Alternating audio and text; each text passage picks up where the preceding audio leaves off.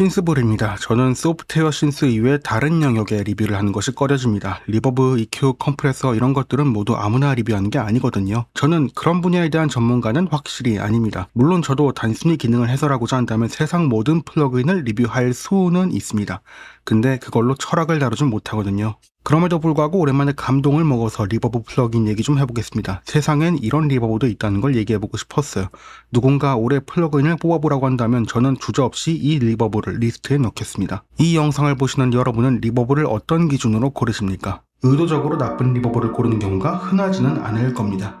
일반적으로는 모두들 좋은 리버브를 채용하고 싶어 하죠. 그렇다면 좋은 리버브란 무엇입니까? 현실의 공간에 가까운 리버브가 좋은 리버브일까요? 그렇다면 되묻겠습니다. 스프링 리버브는 현실적인가요? 그렇지 않죠? 현실의 공간에서는 스프링 리버브를 들을 수 없습니다. 스프링 리버브도 플레이트 리버브도 모두 인간이 인위적으로 만든 장치에서 얻어낸 소리이지 현실의 공간에서는 존재하지 않는 소리입니다. 즉 우리가 좋은 리버브라고 얘기하는 것은 현실의 공간을 정확하게 시뮬레이션 하는 것보다는 어울리는 리버브를 의미하는 것에 더 가깝지 않나 저는 그렇게 생각합니다.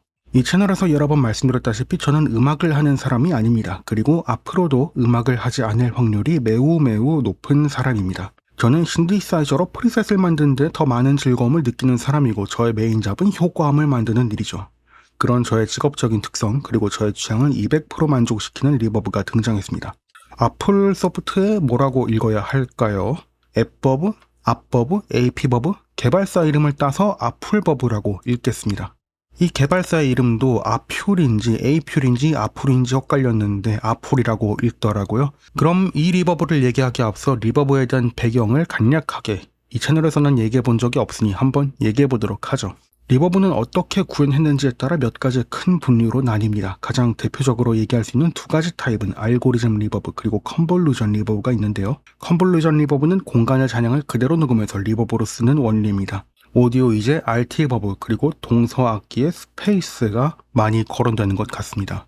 반면 알고리즘 리버브는 샘플을 이용하지 않습니다. 개발사가 각자 개발한 리버브 알고리즘이 있고요. 그 구현 방식은 너무나 천차만별입니다. 알고리즘 리버브는 서로 우열이 있다기보다는 음색이 다르다 정도로 이해하고 접근하면 좋은 게 알고리즘 리버브입니다. 물론 그 와중에도 특별히 많은 사랑을 받고 있는 알고리즘 리버브가 몇 개 있습니다. 바랄라, 렉시콘 같은 것들이 많이 이야기되고요. 그리고 제 개인적으로 최고의 픽으로 생각하는 시네마틱 룸스라는 것도 있습니다. 이번에 소개해드릴 아플버브는 실제 원리가 알고리즘인지 컨볼루전인지 좀 긴가민가 합니다. 개인적으로는 컨볼루전이라고 추측하고 있지만 실제 사용이 있어서는 자기만의 알고리즘을 만든다는 감각으로 접근해 볼 수 있는 기묘한 리버브입니다.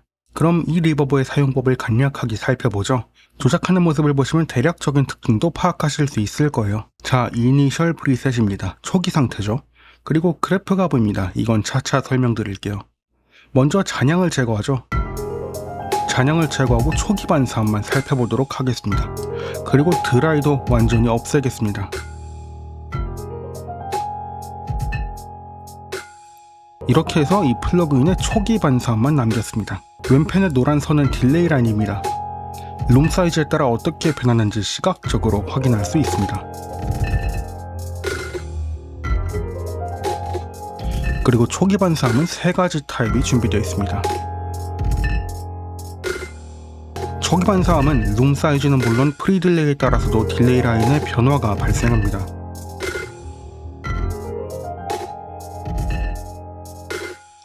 이 프리 딜레이 역시 플러그인마다 처리가 다릅니다. 어떤 플러그인은 단순히 딜레이 라인 전체를 딜레이 시키기만 하고요.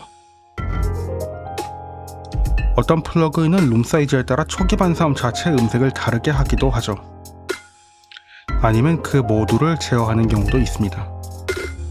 그럼 이번엔 드라이를 살리고 드럼 사운드만 남겨서 프리 딜레이의 차이를 들어보죠.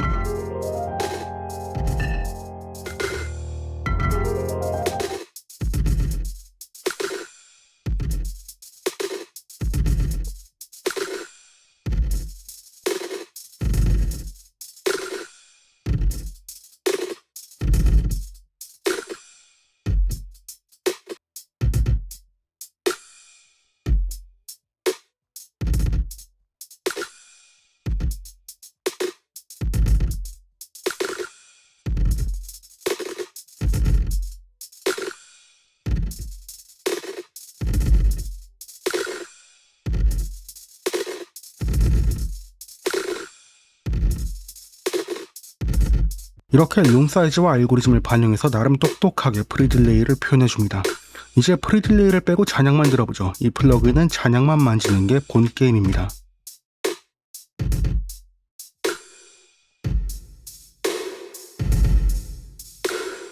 지금 보시면 노브마다 색이 다르다는 걸 알 수 있는데 이 색은 위에 보이는 이 그래프의 색과 일치합니다.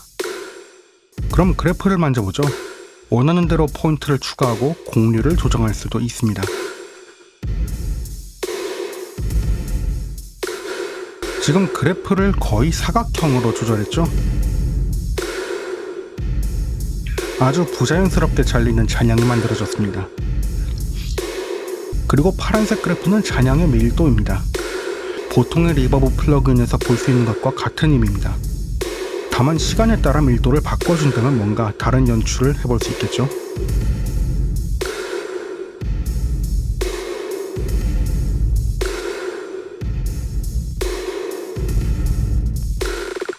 이 그래프에 따르면 잔향 초기엔 높은 밀도가 그리고 시간에 따라 밀도가 점차 감소합니다. 마치 리버브에서 시작해서 딜레이로 끝나는 듯한 연출이죠. 이게 마음에 들지 않는다면 바리에이션을 눌러봅시다. 잔향의 속성을 무작위로 바꿔줍니다.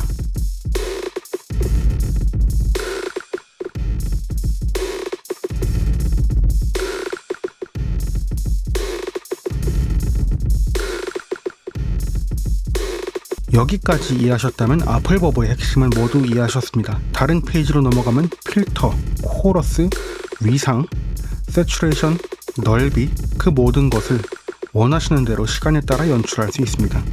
프로그래밍 레벨에서부터 리버브의 알고리즘을 직접 설계하는 것은 아니지만 그것과 매우 흡사한 감각으로 즐겁게 접근해 볼 수 있습니다. 그리고 이 시각화도 정말 훌륭해서 귀에만 모든 것을 맡기지 않을 수 있습니다. 덕분에 어디에도 없던 화법의 리버브이면서 입문 난이도가 그렇게 높지 않습니다.